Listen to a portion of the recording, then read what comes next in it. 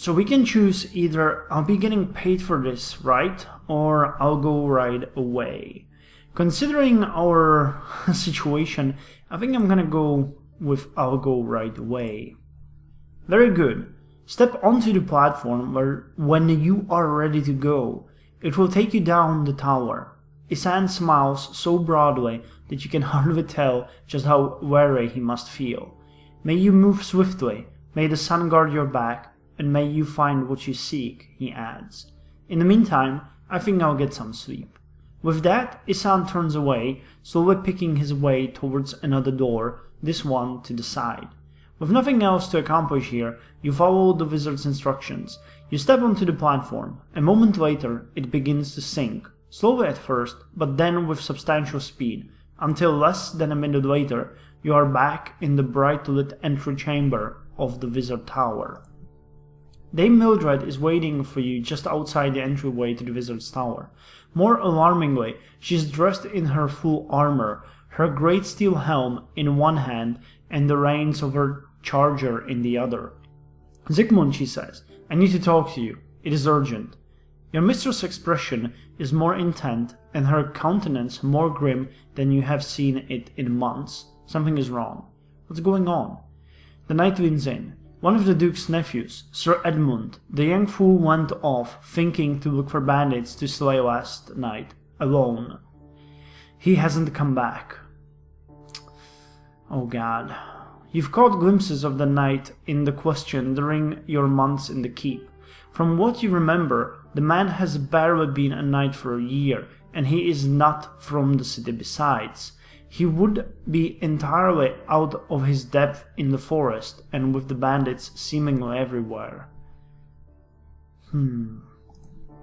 His Grace forbids the knight to organize a search party, Mildred continues, her voice bitter. He says it's not worth the risk.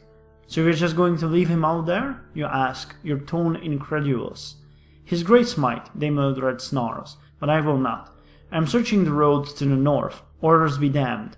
I need you to go out and look for him on the road to the east, as far into the forest as you dare, she commands, in a tone as cold and driven as bright steel. To the east? I've already got something I have to do in that direction, you explain, before filling your knightly mistress in the particulars of your conversation with the court wizard. When you finish, Mildred nods. Very well. I suppose if you can spare the time for this errand, you should do it, but the life of a knight of Kendrickstone comes first. Do not forget that. You nod in agreement. You'd better get going then, the knight says, as she hoists herself back up onto her horse. Good luck, she shouts, as she spurs her warhorse back down the ramp towards the city. It takes you another quarter of an hour to walk back down until your feet step off the strangely warm rock of the causeway and onto the open squares of Kendrickstone's great market. In the spring, when you arrived, the great market was full of people. Rows of colorful stalls, laden with goods and draped with bright awnings, were crammed into the vast space, islands of commerce in the vast thronging sea of shoppers. Now, after the long months of winter, the market is all but empty. A few counters are still open in the cold wind, and perhaps a dozen merchants are still selling their goods in the marketplace, which has seen its clientele and shops stripped away by weather and the privations caused by the bandit campaign. However, there is always the possibility that one of those merchants may have something you will find useful.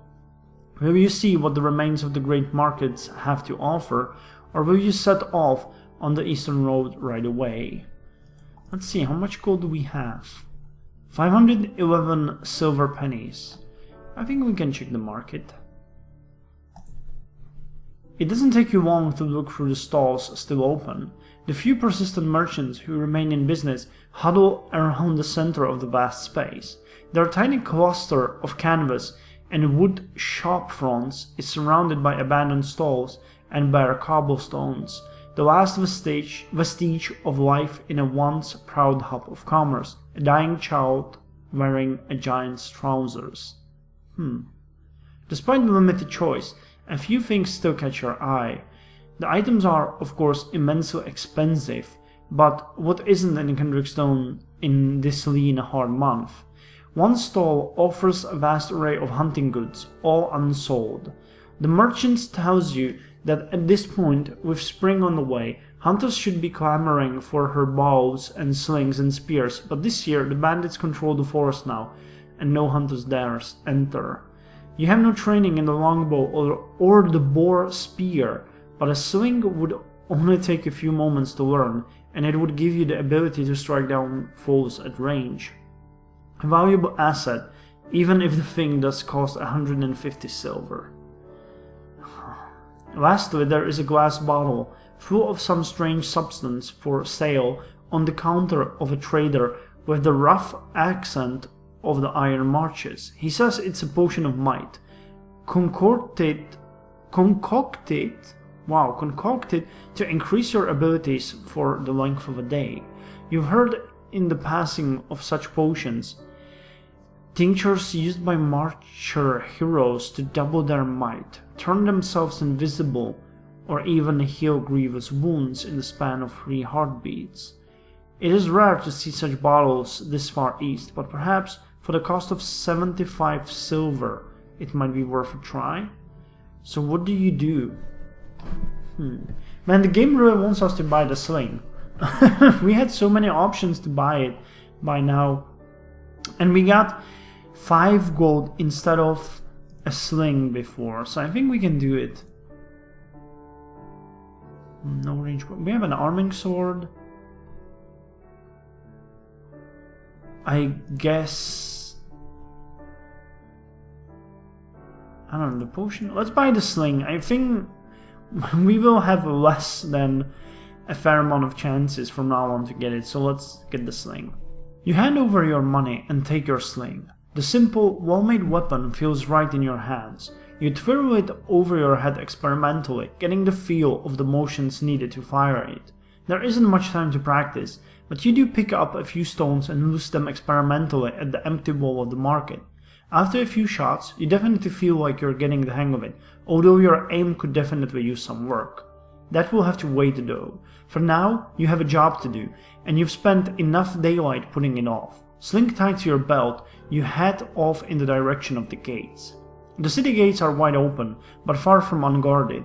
As you approach, you see half a dozen members of the town watch and another dozen townspeople besides, all of them standing at the ready, crossbows loaded and ready to fire.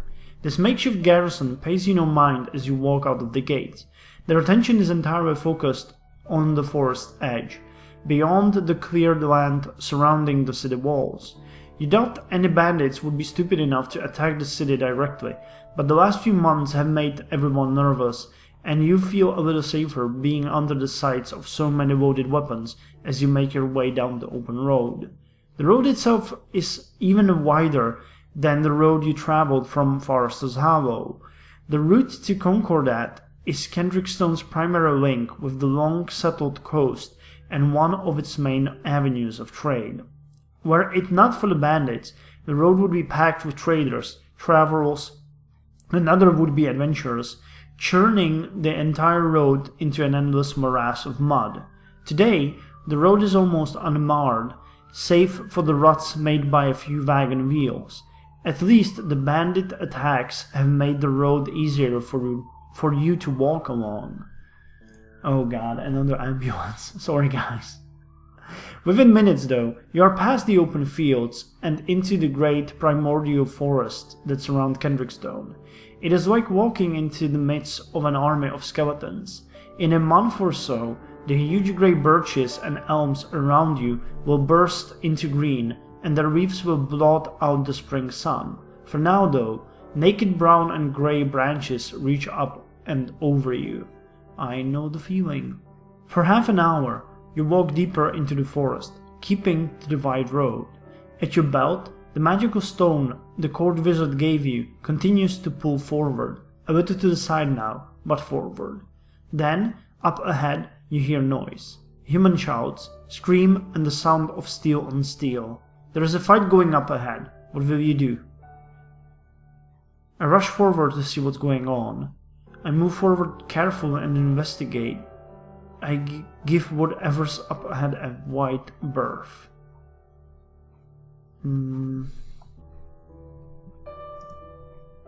Compassion, order, freedom, pragmatism. I think we should, this one is basically what we would do, but it's really stupid, to be honest. Let's take the middle road.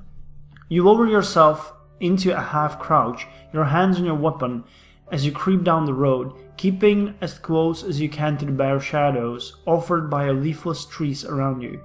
What you see before you, and there really is no other way to describe it, is a pitched battle. The first thing you see is the cart. It's a big heavy thing, meant for carrying cargo and people. The crates and sacks it was carrying are strewn along the muddy road. The ox that was pulling it makes panicked sounds and pulls the grounded wagon with his frantic strength, doing naught save drag it deeper into the mud. Behind the cart huddles figures, human ones. One carries an old rusty mace and a pitted pod helm. Another hefts a large crossbow, the sort capable of punching through mail like paper. Around them are a dozen bandits, dressed in black and armed to the teeth. You've stumbled upon an ambush. At that moment, one of the bandits tries to dash across the road to outflank the upturned cart. He barely gets halfway across before another figure steps out from behind the cart. The newcomer is tall, powerfully built, and covered head to the toe in bloodied mail. In one hand he carries a shining longsword. On his surcoat is the red tower of blue chevron of the Knights of Kendrickstone. He must be the missing knight your mistress spoke of. With mighty two-handed strokes he beats the bandit's blade aside and then cuts him down with a great blow that splits him open at the waist. Even as the bandit falls screaming, two arrows bury themselves in the body of his killer. One drives deep into the knight's left arm and the other into his thigh. The mail-clad man staggers back with a grunt as fresh blood joins the rust-red stains already covering his armor and surcoat. Then 5 more bandits charge him, weapons in hand. The situation looks desperate. With the knight distracted by his new assailants, nothing is keeping the bandits from overwhelming their remaining victims from the other side. Your help can turn the tide, if you're willing to take the risk. I charge in to fight with the defenders. Actually, I've got a cunning plan to stop the bandits. This isn't my fight, I go around. Oh god, I charge in to fight with the defenders.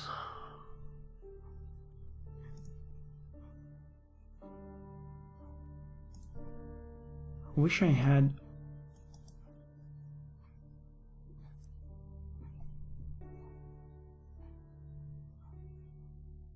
I charge in, it's the honest thing to do.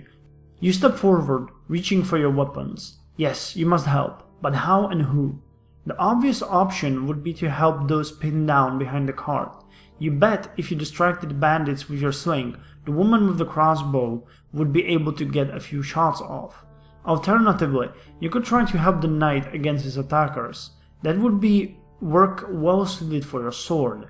Either way, whether you help the knight or those trapped behind the cart, one fact remains the same. If you help one, the other will have to face the rest of the bandits by themselves. What will you do? Aid the knight or help defend the cart?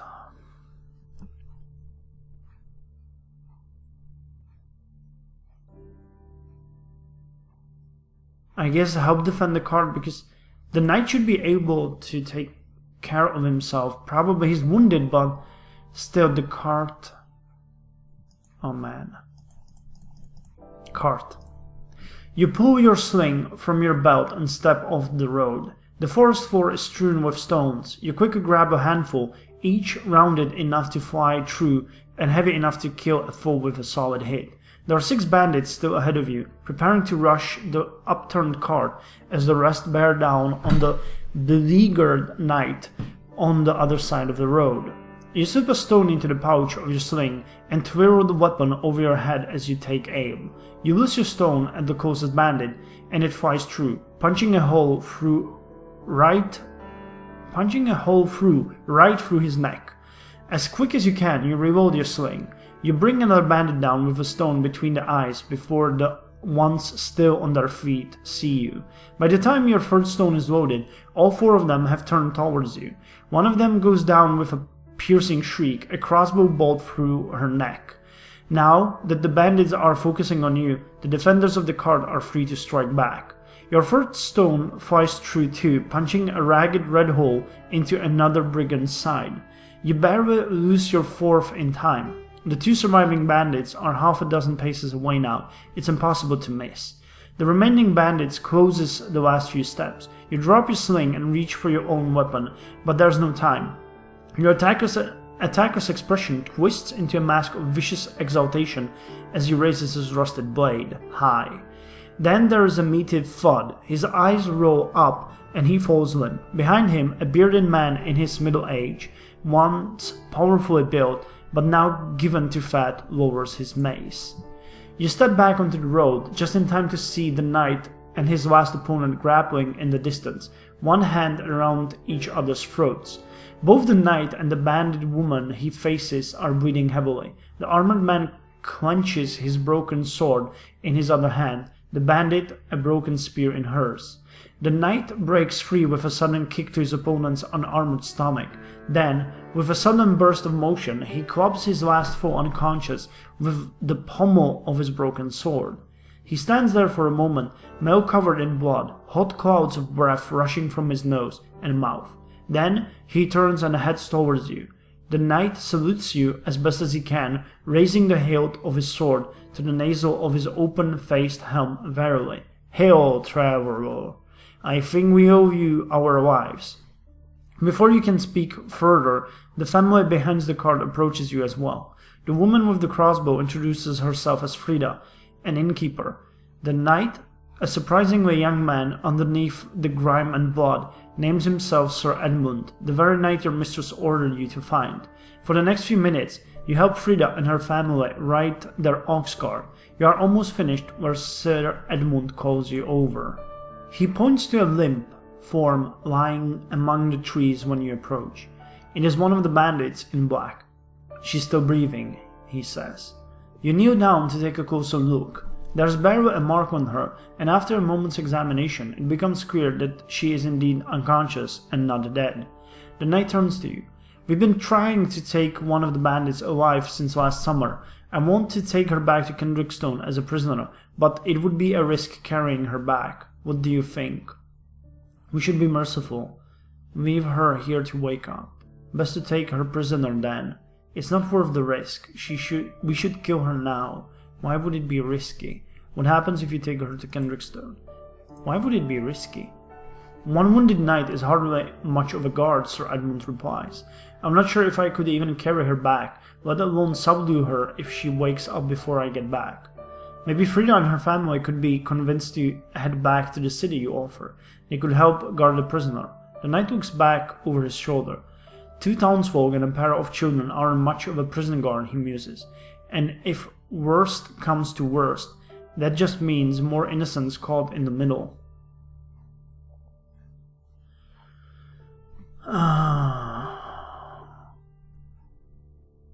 What happens if you take her to Kendrickstone?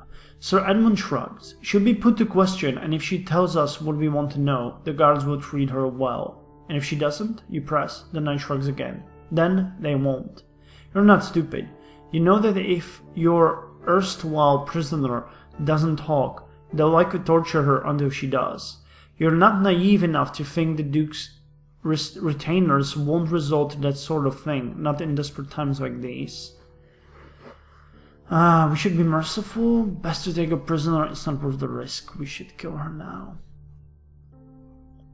I think it's best to take a prisoner though. She's a bandit. Yeah. Oh, update is available.